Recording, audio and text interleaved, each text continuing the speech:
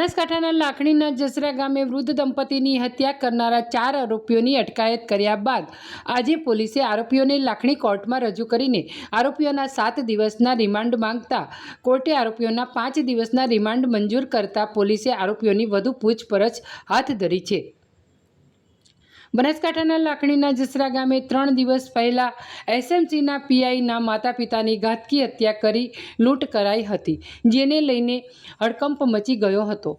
જોકે વૃદ્ધ દંપતીની હત્યાને લઈને બનાસકાંઠા પોલીસે દંપતીની હત્યા કરનારા 4 આરોપીઓની અટકાયત કરી પૂછપરછ કરતા એસએમસી પીઆઈ એવી પટેલના માતા પિતાની અત્યંત નિર્દયતાપૂર્વક પાડોશી પિતા પુત્રે કાળા જાદુથી ધન પ્રાપ્તિ માટે હત્યા કરી બ્લેક મેજિકથી લૂંટ કરેલ દાગીનાની વધુ ધન મળશે એવી અંધશ્રદ્ધા રાખી દંપતીના મોઢા ચીરી પગ કાપી 2.50 લાખના દાગીનાની લૂંટ ચલાવી હોવાનો સનસનીખેજ ખુલાસો થયો હતો।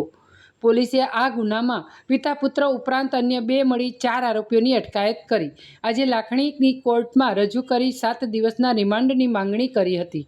જોકે લાખણી કોર્ટે આરોપી મુખ્ય હત્યારા સુરેશભાઈ શામળાભાઈ પટેલ અને તેમના પિતા શામળાભાઈ રૂપાભાઈ પટેલ, સુરેશ પટેલના મામા ઉમાભાઈ ચેલાજી પટેલ અને દિલીપજી મફાજી ઠાકોર ઉર્ફે ભુવાજીના 5 દિવસના રિમાન્ડ મંજૂર કરતા પોલીસે 4 આરોપીઓને કબજો મેળવી વધુ તપાસ હાથ ધરી છે।